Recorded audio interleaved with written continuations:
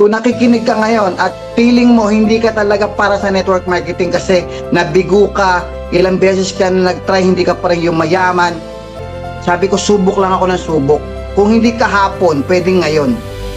Kung hindi ka umasenso sa mga nagdaang mong ginawa, pwedeng ngayon. Kasi yung mga nangyari sa'yo nung mga nakaraan, hinahasa ka lang. Dapat nasa mindset mo ngayon, ikaw naman ang yayaman. Isipin mo ngayon pa lang, makakarating ka na sa pupuntahan mo. Tutuloy at tutuloy ka.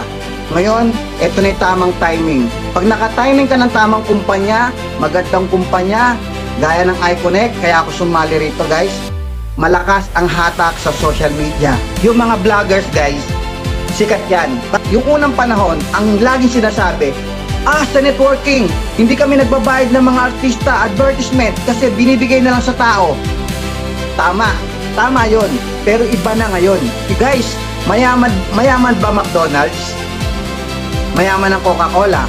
Bakit kumukuha pa ng artista para bayaran ng milyon-milyon?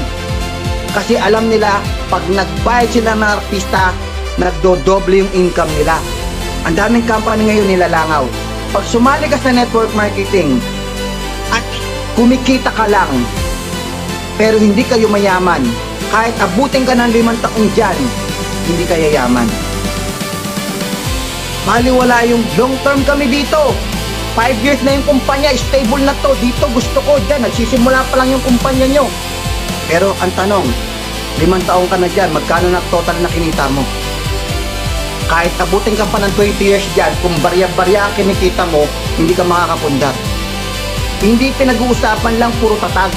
Ang pinag-uusapan, sasabog ba yung kumpanya mo?